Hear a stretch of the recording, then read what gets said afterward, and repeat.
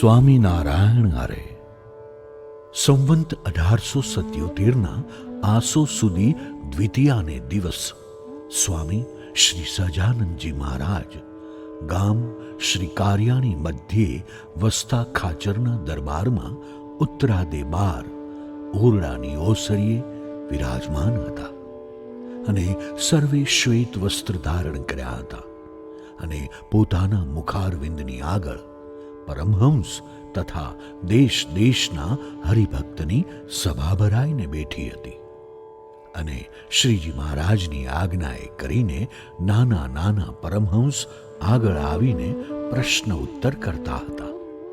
પછી શ્રીજી મહારાજ બોલ્યા છે, લ્યો અમે એક પ્રશ્ન પૂછીએ. ત્યારે સર્વે બોલ્યા છે, પૂછો મહારાજ.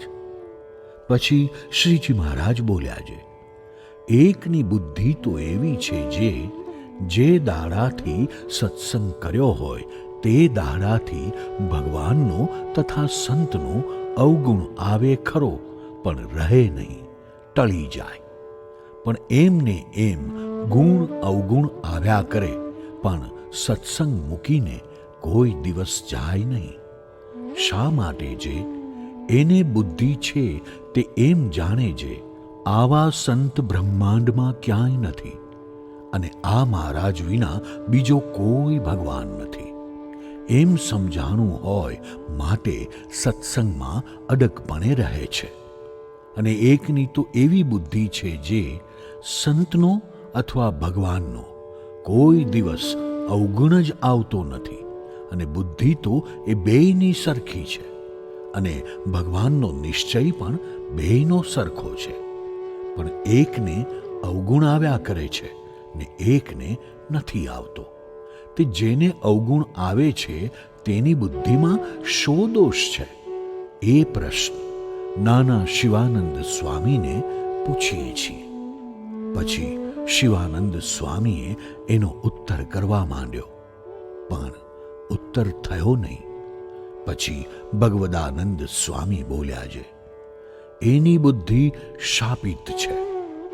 પછી શ્રીજી મહારાજ બોલ્યા છે, એ ઠીક કહે છે. એનો ઉત્તર એ જ છે, જે કોઈ જગતમાં કહેતા નથી જે એને તો કોઈકનો ફટકાર લાગ્યો છે. એમ મોટા સંતને દુખ્યા હોય અથવા કોઈ ગરીબને દુખ્યા હોય અથવા મા બાપની ચાકરી ન કરી હોય તે માટે એમને શાપ દીધો હોય તેણે કરીને એની બુદ્ધિ એવી છે. પછી ભગવદાનંદ સ્વામીએ પૂછ્યું છે, હે મહારાજ, એની શાપિત બુદ્ધિ છે તે કેમ સારી થાય? ત્યારે શ્રીજી મહારાજ બોલ્યા છે, એનું તો એમ છે જે એક તો અમે આ માથે બાંધી રહ્યા એ વસ્ત્રને ધોવું હોય અને એક તો મોદ જેવું જાડું વસ્ત્ર તેને ધોવું હોય, ત્યારે તે કંઈ સરખે દાખલે ધોવાય નહીં. કાં જે આ ઝીણું વસ્ત્ર ધોવું હોય ત્યારે તેમાં લગારેક સાબુ દઈને ધોઈ નાખીએ એટલે તરત ઉજળું થાય. અને જ્યારે જાડા વસ્ત્રને ધોવું હોય ત્યારે તેને 2-4 દિવસ સુધી પાણીમાં પલાળી મૂકે ને પછી અગ્નિએ કરીને બાફે ને પછી સાબુ દઈને ધુએ ત્યારે ઉજળું થાય. તેમ જેની બુદ્ધિ શાપિત હોય તે સર્વે પાળે છે. એટલું જ પાળે તો એ દોષ ટળે નહીં. અને બીજા જેમ નિષ્કામી રહે છે, નિઃસ્વાદી રહે છે, નિર્લોભી રહે છે, નિઃસ્નેહી રહે છે, નિર્માની રહે છે, તેમજ એને ન રહેવું. બીજા નિષ્કામી રહેતા હોય તેથી એને વિશેષે નિષ્કામી રહેવું અને બીજા નિર્લોભી રહેતા હોય તેથી એને વિશેષે નિર્લોભી રહેવું અને બીજા નિઃસ્વાદી રહેતા હોય તેથી એને વિશેષે નિઃસ્વાદી રહેવું અને બીજા નિઃસ્નેહી રહેતા હોય તેથી એને વિશેષે નિઃસ્નેહી રહેવું અને બીજા નિર્માની રહેતા હોય તેથી એને વિશેષે નિર્માની રહેવું અને બીજા સૂઈ રહે તે કેળે ઘડી મોડું એને સૂવું અને બીજા માળા ફેરવે તેથી એ વિશેષે માળા ફેરવે, અને બીજા ઉઠે તેથી ઘડી વહેલો ઉઠે. એમ સર્વેથી વિશેષ પાડે તો એની બુદ્ધિ શાપિત ટળે, નહીં તો ટળે નહીં.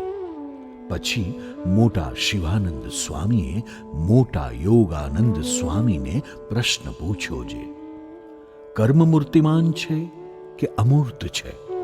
ત્યારે મોટા યોગાનંદ સ્વામીએ કહ્યું છે, એનો ઉત્તર તો મને આવડે એમ જણાતું નથી. ત્યારે શ્રીજી મહારાજ બોલ્યા છે, વસ્તુતાએ કર્મ તો અમૂર્ત છે, અને કર્મમાંથી થયું એવું જે શુભ અથવા અશુભ એવું ફળ તે તો મૂર્તિમાન છે. અને જે કર્મને મૂર્તિમાન કહે છે તે તો નાસ્તિક કહે છે. કાં જે કર્મ જે ક્રિયા તે કાંઈ મૂર્તિમાન ન હોય. એવી રીતે શ્રીજી મહારાજે ઘણીક વાર્તા કરી, તેમાંથી આ તો દિશમાત્ર લખી છે. ઇતિ વચનામૃતમ. એવી રીતે કાર્યાણીનું બીજું વચનામૃત થયું.